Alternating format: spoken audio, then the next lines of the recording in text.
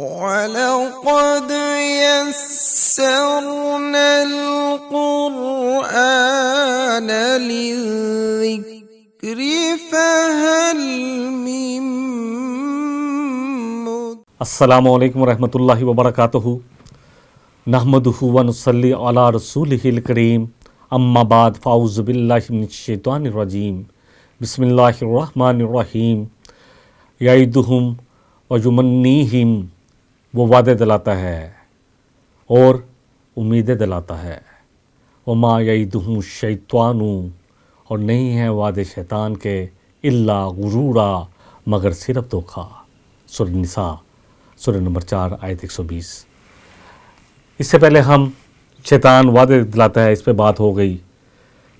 شیطان جھوٹی امیدیں انسان کے اندر، وشفل تھنکنگ آپ کہہ لیں، جو انسان کو دلاتا ہے کہ فکر بالکل نہیں کرنی۔ شیطان انسان کو اس راستے کی طرف نہیں آنے دینا چاہتا جو اللہ کا راستہ ہے۔ وہ انسان کو بھٹکانے کے لیے ایسی امیدیں دلاتا ہے تاکہ انسان انہی امیدوں پر زندگی گزار دے۔ انسان کو علم کی طرف نہیں آنے دیتا، اللہ کی کتاب کی طرف نہیں آنے دیتا، اللہ کے دین اور شریعت کو پڑھنے نہیں دیتا، اور سمجھتا ہے انسان کہ میں بالکل سیدھے راستے پہ ہوں۔ وہ سمجھتا ہے کہ جو میں سوچ رہا ہوں وہ ٹھیک سوچ رہا ہوں۔ ایسی وشفل تھنکنگ، خوش آئند امیدیں شیطان کی طرف سے ہوتی ہیں۔ اللہ کے وعدے سچ ہیں، شیطان کے وعدے دھوکہ ہیں۔ دیکھیں اللہ تعالیٰ سورہ البقرہ کی آیت نمبر 78 میں فرما رہے ہیں، سورہ نمبر 2 آیت 78، وَمِنْهُمْ أُمِّيُّونَ، کہ اکثریت ان میں سے، بنی اسرائیل میں سے بھی کون تھے؟ جو امی تھے۔ لا یعلمون الکتاب، ان کو نہیں علم تھا کہ کتاب میں کیا لکھا ہے، اس قرآن میں کیا لکھا ہے، کوئی علم نہیں۔ الا امانیہ، مگر پوری اپنی خوش آئین امیدوں پہ زندگی گزارے تھے، اپنے زن پہ، اپنی جھوٹی امیدوں پہ، وشفل تھنکنگ، جو دل چاہ رہا ہے بس ٹھیک ہے یہی ہوگا شاید آگے۔ اللہ اکبر۔ انہم الا یظنون، اللہ فرما رہے نہیں تھے مگر صرف وہ اپنی گمانوں پہ زندگی گزار رہے تھے۔ حقیقت یہ نہیں تھی، یہ ان کا گمان تھے، اور گمان میں جو زندگی گزار جائے اور پتہ چلے کہ کرنا کچھ اور تھا، کر کچھ اور دیا، ایسے شخص کا کیا حال ہوگا۔ اکثریت بنی اسرائیل کی کتاب سے نابلد، وہ کیا کرتے تھے؟ ان کے بڑے بڑے رہبان، بڑے بڑے جو مشاہد تھے، بڑے بڑے صوفی، بڑے بڑے عالم، ان سے جا کے مسئلہ پوچھ لیتے تھے۔ وہ سمجھتے تھے کہ ہمیں دین پڑھنے کی ضرورت ہی کوئی نہیں ہے، ہم کیوں پڑھیں، ہم تو دنیا کمائیں گے۔ اور پھر ان سے جھوٹی امیدیں لے کے آ جاتے تھے، ان سے اپنے مطلب کے من چاہے فتوے لے لیتے تھے، اپنا مال ان کو دے دیتے تھے، اور وہ ان کا مال بھی کھا لیتے تھے باطل طریقے سے۔ سورہ توبہ میں آتا ہے، اللہ اکبر، کہ یا ایھا الذین آمنوا ان کثیرا من الاحبار والرہبان لیأکلون اموال الناس بالباطل، کہ اکثریت جو صوفیوں کی ہے، جو مشاہی ہیں، جو علماء ہیں، وہ لوگوں کا مال کھا لیتے ہیں باطل طریقے سے۔ اور سب سے بڑی بات ہے، مال تو چلا گیا، مال کون سا ہم نے ساتھ لے کے جانا ہے، لیکن ان کو اللہ کے راستے سے دور کر دیتے ہیں۔ سب سے بڑا مسئلہ کہ اکثریت جو لوگ جن پہ اعتماد کرتے ہیں، سمجھتے ہیں کہ یہ پیر، یہ صوفی، یہ بزرگ جس نے مجھے جو بتایا ہے اس سے نہ پوچھنا بھی نہیں چاہتا کہ اس نے کیا بتایا ہے، کہاں سے بتایا ہے، بس اس کی زبان کو سمجھتے ہیں کہ یہ حرف آخر ہے، اس پہ یقین کر لیتے ہیں، اور وہ ان سے کچھ مال لے لیتے ہیں، عزت، ڈنڈوت، اللہ اکبر، انسانوں سے اپنے ہاتھ چموانا، یہ سب کچھ کرتے ہیں۔ نبی رحمت صلی اللہ علیہ وسلم جب کسی مجلس میں آتے تو صحابہ کھڑے ہو جاتے، آپ نے کہا آئندہ میرے لیے نہ کھڑے ہونا۔ کوئی بھی شخص جو یہ چاہتا ہے کہ لوگ اس کی عزت اس طرح کریں کہ اس کے سامنے جھک جائے، اس کے لیے کھڑے ہو جائے، تو نبی صلی اللہ علیہ وسلم فرمایا کہ وہ اپنا ٹھکانہ جہنم پکڑ لے۔ ہاں اگر کوئی نہیں چاہتا، کوئی کھڑا ہوتا ہے تو اس پہ وبال نہیں ہے، لیکن اس بات کو بتانا چاہیے لوگوں کو۔ اللہ فرما رہے ہیں کہ ان میں اکثریت جو تھی کتاب کا علم نہیں رکھتے تھے، دنیا کا علم تھا، دنیا کا علم بہت تھا، اللہ اکبر۔ آج بھی بہت سارے ہم لوگ دیکھتے ہیں جو ماشاءاللہ PhD کی ہوئی ہیں، بڑے بڑے وکیل، بڑے جو عہدوں پہ بیٹھے ہوئے ہیں، چاہے جج ہوں، چاہے وکیل ہوں، چاہے ڈاکٹر ہوں، چاہے MBA کیا ہو، بزنس میں ایڈمنسٹریٹر کیا ہو، پی ایچ ڈی کی ہو، ڈاکٹریٹ کی ہو بہت سارے مضامین میں، فزکس میں، کیمسٹری میں، بایو میں، بڑے بڑے ڈاکٹر، کتاب سے بالکل نہ بلد. اللہ اکبر. اس کتاب میں کیا ہے؟ ہم جس کو اللہ نے جب آدم علیہ السلام کو جب بہکایا، شیطان نے آدم کو جنت سے نکلوایا، ان سے آدم علیہ السلام اور حوا علیہ السلام سے ان کا جنتی لباس چھین لیا. اللہ نے جب انسانوں کا کہا اتر جاؤ، تمہارے لیے زمین پر ایک خاص مدت تک کے لیے ٹھکانا ہے اور کھانے پینے کا سامان ہے، جو تمہاری ضرورت کا سامان ہے وہ ہے. اور ایک بات اور بھی کہی سورہ البقرہ کی آیت نمبر 38 میں، فَإِمَّا يَأْتِيَنَّكُم مِّنِّي هُدًى، پس تمہارے پاس میری طرف سے ہدایات آتی رہیں گی. من تبع ہدایا، پس جنہوں نے ان ہدایات کی پیروی کی، ایسے لوگوں کے لیے نہ کوئی ہوپ ہوگا اور نہ کوئی غم.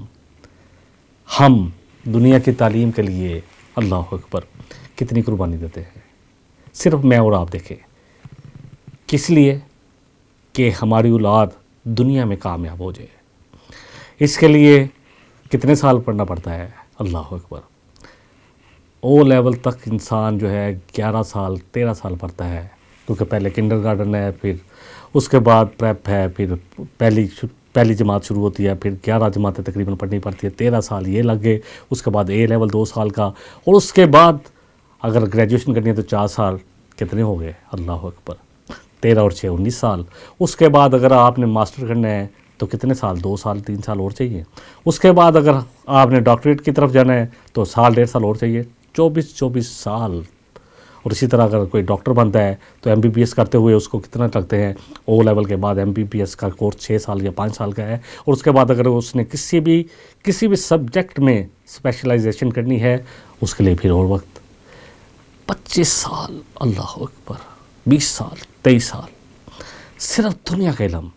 اس دنیا میں جہاں ہم نے رہنا کتنا ہے، کتنے سال رہیں گے، اور کتنے سال ہیں جو انسان کے ہوش کے ہیں.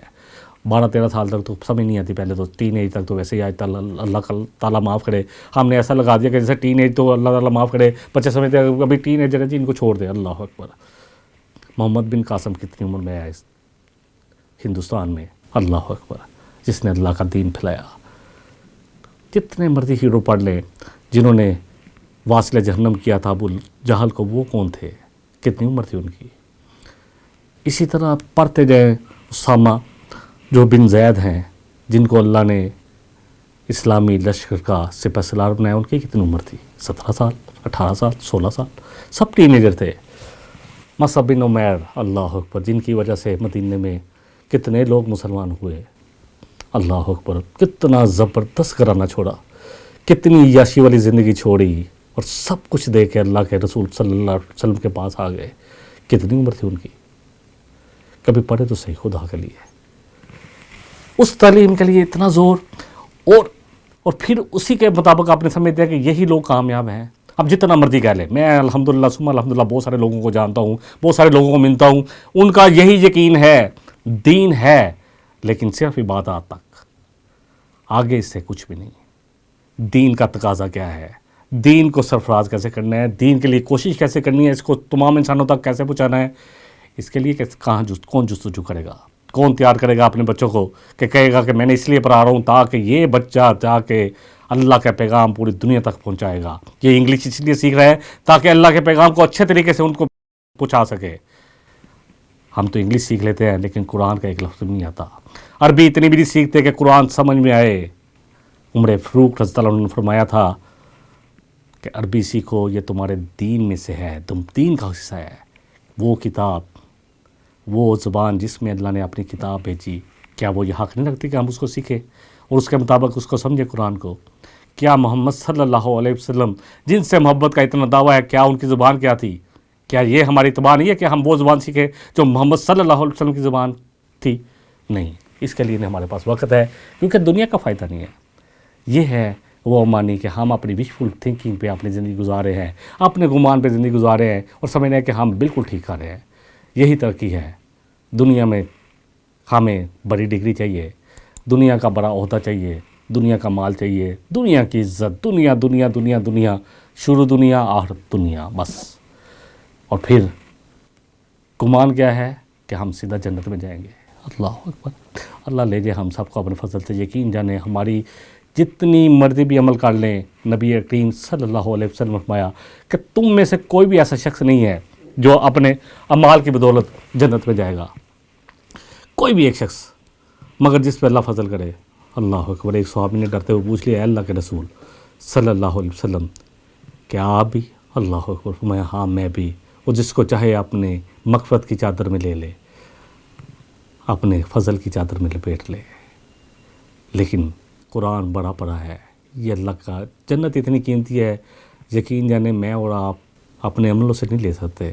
ان اللہ اشترا من المؤمنین, سورہ توبہ میں آتا ہے کہ اللہ نے سودا کیا ہے مومنوں کے ساتھ کہ اپنی جان اور مال لگاؤ اللہ کے لیے, قربان کرو اللہ کے لیے, اس کے بدلے میں جنت ہے. جنت کو ہم نے بڑا آسان سمجھ لیا ہے. اللہ اکبر. کلمہ مسلمان ہونا بھی آسان سمجھ لیا کہ بس ہم نے کلمہ پڑھ لیا تو اب شاید ہم پکے ڈکے پورے مسلم ہیں, ہم مومن ہیں. ہم سے بڑا مومن کون ہو سکتا ہے؟ جب کلمہ ہی پڑھ لیا تو ختم ہوگی بات. اللہ اکبر. سورہ الحدید سورہ نمبر 57 ہے, آیت نمبر 14 ہے. جب انسانوں کو فیصلے ہو جائیں گے, ان انسانوں میں کچھ ایسے بھی ہوں گے جو منافق قسم کے ہوں گے, ان کو بھی جب آگے پل صراط کی طرف بھیجا جائے گا کہ جاؤ ان کے ساتھ. اللہ اکبر. کیونکہ وہ دنیا میں اقرار کچھ کرتے تھے, کرتے کچھ تھے, آج ان کے ساتھ بھی یہی کچھ ہونے والا ہوگا. کوئی کسی کا بھائی ہوگا, کوئی شوہر ہوگا, کوئی بیوی ہوگی, کوئی ماں ہوگی, کسی کا بیٹا ہوگا, بیٹی ہوگی, کوئی باپ ہوگا, اس کا بیٹا ہوگا. چل رہے ہوں گے, ایک دم راستے میں دیوار آ جائے گی. نور اپنی اعمال کا نور ہوگا جو دائیں طرف بھی ہوگا اور سامنے بھی ہوگا. کسی کا نور اتنا ہوگا, نبی صلی اللہ علیہ وسلم فرمایا کہ ثنا تک پھیلا ہوگا. کسی کا اس کے آگے, کس کا اس کے سامنے, کسی کا اتنا کہ صرف انگوٹھے میں نور ہوگا. گپ اندھیرے میں ایک ماچس کی تیلی جو کام کرتی ہے, یہ نور وہ کام کرے گا. اور کسی کا نور جلتا ہوگا, بجھتا ہوگا, وہ کہے گا ربنا اتمم لنا نورنا, اے اللہ ہمارے نور کو ہمارے لیے مکمل کر دے. اور کچھ لوگ ایسے ہوں گے جنہوں نے دنیا میں اقرار تو کیا ایمان کا, لیکن ایمان کو دل سے نہ قبول کیا, ایمان کے مطابق عمل نہ کیے. ان کا نور جب بجھ جائے گا, پیچھے رہ جائیں گے, تو اپنے رشتہ داروں کو, دوستوں کو, عزیزوں کو پکاریں گے جس کا نقشہ اللہ نے کھینچا ہے. یقین جانے ینادونہم, وہ پکاریں گے ان کو, الم نکم معکم, کیا ہم دنیا میں تمہارے ساتھ نہیں تھے؟ اب یہ فاصلہ کیوں ہو گیا, کیوں ہمیں روک لیا گیا, کیوں تمہیں جانے دیا جا رہا ہے جنت کی طرف؟ قالوا بلا, وہ بولیں گے ہاں کٹھے تھے ہم.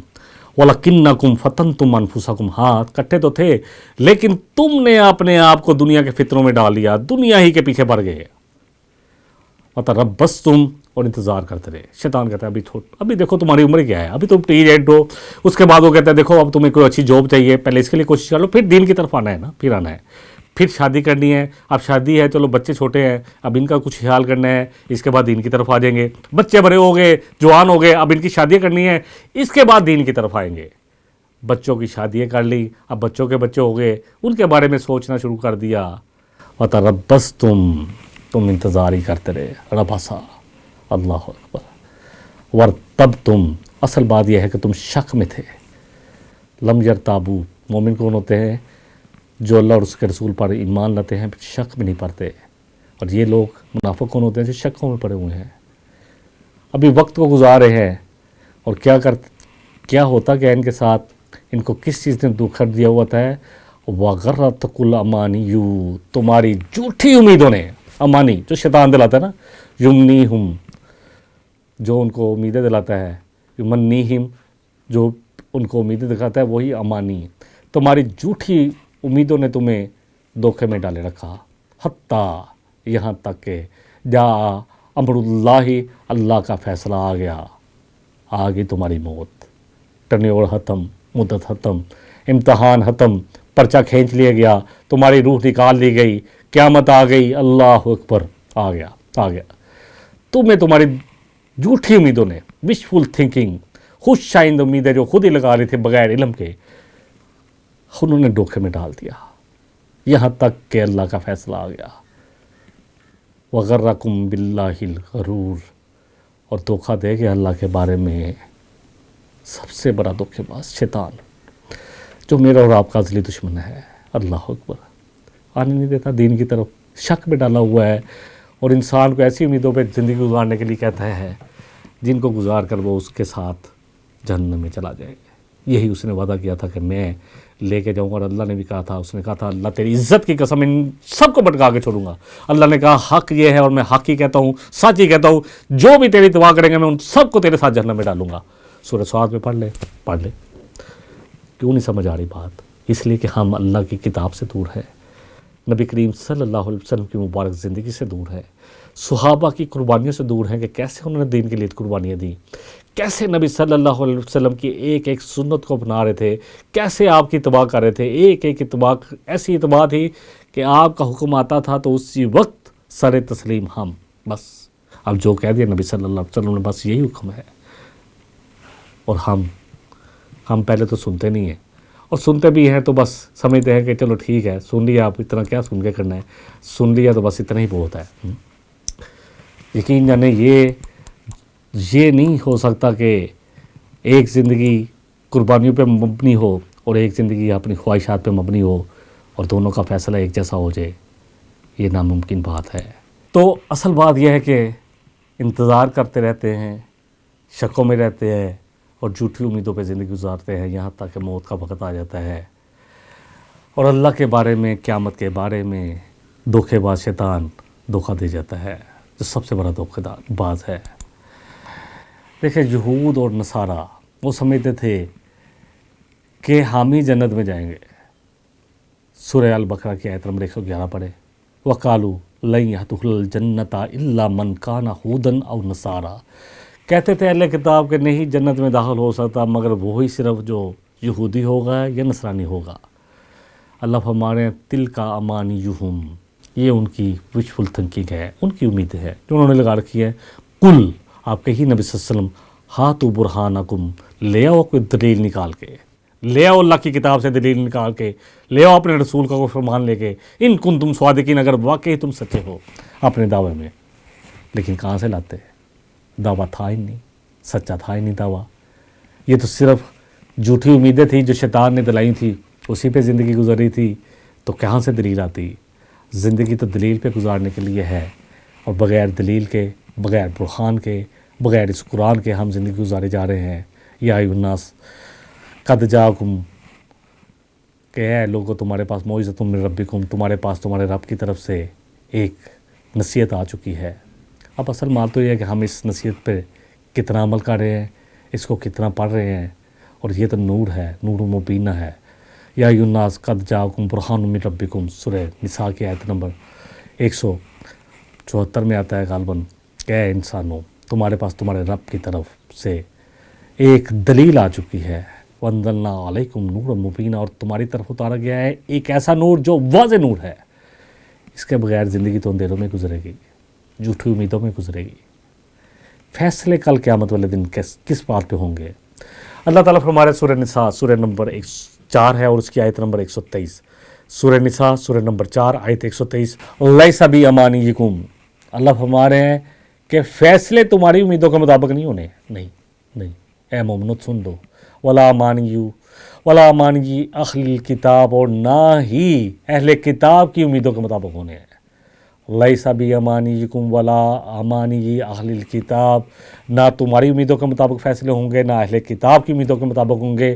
من یعمل سوءا، جس نے بھی برا عمل کیا، یجزا بہ، اس کا بدلہ پا کے رہے گا۔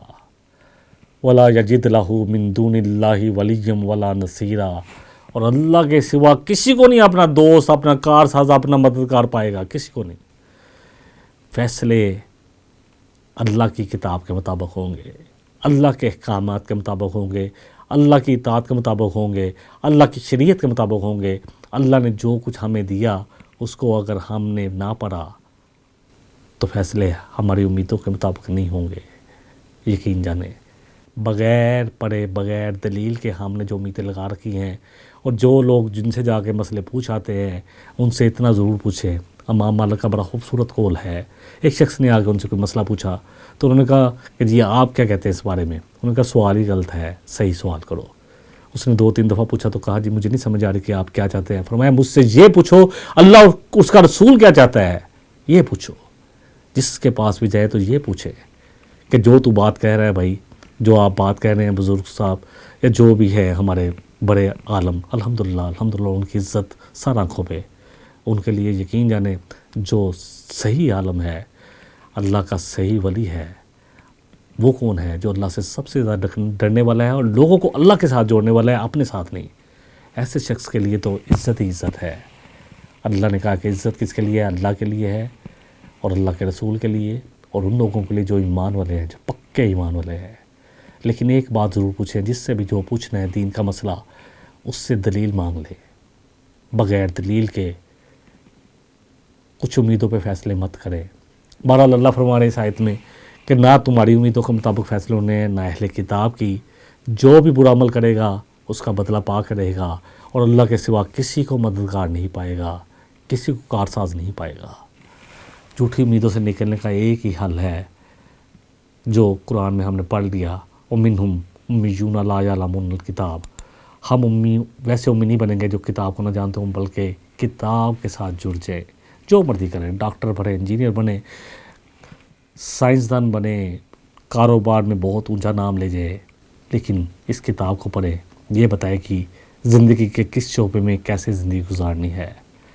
یہ ایک ایک شعبے کے لیے رہنمائی ہے. یہ قیامت تک کے ہر انسان تک کے لیے یہی رہنمائی ہے. یہ 1400 سال پہلے بھی یہی کتاب رہنمائی تھی اور 1400 سال بعد بھی یہی رہنمائی ہوگی. جب تک قیامت ہے، قیامت تک یہی کتاب جو ہے یہ انسانوں کے ہدایت کے لیے ہے. اور نبی کریم صلی اللہ علیہ وسلم کی پوری مبارک زندگی اللہ نے محفوظ کروا دی تاکہ لوگوں کو پتہ ہو کہ کیا کرنا ہے. کسی رسول کو نہیں آنا، کسی نبی کو نہیں آنا. آپ پہ نبوت جو ہے وہ بھی مکمل ہو گئی، اس پہ بھی مہر لگ گئی اور آپ پہ رسالت بھی مکمل ہو گئی. اب جتنے بھی دجال جھوٹے نبوت کے دعوے دار ہوں گے یا رسالت کے دعوے ہوں گے، سب دجال ہیں، سب جھوٹے. اور آپ نے کہا تھا 30 آئیں گے، 30، چاہے قادیانی ہو، مرزا قادیانی ہو یا جتنے بھی اس سے پہلے مسلمہ بن قذاب اور جتنے بھی گزرے، سب کے سب جھوٹے ہیں. اب ہمیں صرف اور صرف صحیح فرمان کو پڑھنا پڑے گا اور قرآن کو پڑھنا پڑے گا. اس کے بعد اللہ جس طرح ہمیں امید دلاتا ہے ان امیدوں پہ یقین کرنا پڑے گا. کامیابی تبھی ہے جب ہم اللہ کی مانیں گے، کیونکہ ہمیں آخر میں مرنا ہے اور جس نے جو کیا ہے اس کو پورے کا پورا اس کا بدلہ مل جائے گا. جو آگ سے بچ گیا، جہنم سے بچ گیا اور جنت میں داخل ہو گیا، سب سے بڑی کامیابی ہے. سورہ آل عمران کی آیت نمبر 185 میں اللہ فرما رہے ہیں کل نفس ذائقۃ الموت. ہر جان نے موت کا ذائقہ چکھنا ہے، آنی ہی آنی ہے موت. جیسے میں نے پہلے بھی کہا، اس کا یقین تو ہر انسان کو ہے. جتنا مرضی انسان سمجھ لیں کہ جی ہم اپنے آپ کو لمبی زندگی گزار لیں گے، 25، 50، 100، 1000 کتنی سال گزار لیں گے، آخر موت ہے. وَإِنَّمَا تُوَفَّوْنَ أُجُورَكُمْ يَوْمَ الْقِيَامَةِ. اللہ فرما رہے ہیں کہ تمہیں پورے پورے بدلے دے دیے جائیں گے جو تم نے عمل کیے ہوں گے قیامت والے دن. کوئی کبھی نہیں کرے گا اللہ. اچھے عمل اچھا بدلہ پورے کا پورا، اور برے عمل اللہ اکبر. فَمَنْ زُحْزِحَ عَنِ النَّارِ. جو بچ گیا آگ سے، وَأُدْخِلَ الْجَنَّةَ. اور داخل ہو گیا جنت میں، جس کو جنت میں اللہ نے اپنے فضل سے داخل کر دیا، وَقَدْ فَازَ. بس وہی کامیاب ہے. دنیا کی کامیابی تو عارضی ہے، اصلی کامیابی تو آخرت کامیابی ہے. اس کے لیے کوشش کریں. وَفِي ذَلِكَ فَلْيَتَنَافَسِ الْمُتَنَافِسُونَ. بس اس کے لیے چاہیے کوشش کرنے والوں کو اس کے لیے کوشش کریں، اس کے لیے کوشش کریں. سورہ مطففین میں آتا ہے اور اللہ فرما رہے ہیں اس آیت کے آخر میں، سورہ ال عمران کی آیت نمبر 185 کے آخر میں، وَمَا الْحَيَاةُ الدُّنْيَا إِلَّا مَتَاعُ الْغُرُورِ. یہ دنیا کچھ بھی نہیں ہے سوائے دھوکے کا گھر، دھوکے کا سامان. نبی رحمت صلی اللہ علیہ وسلم نے فرمایا کہ اللہ کے نزدیک اس دنیا کی وقت مچھر کے پر کے برابر نہیں ہے. مچھر کا پر کیا ہوتا ہے؟ اس کے برابر نہیں ہے.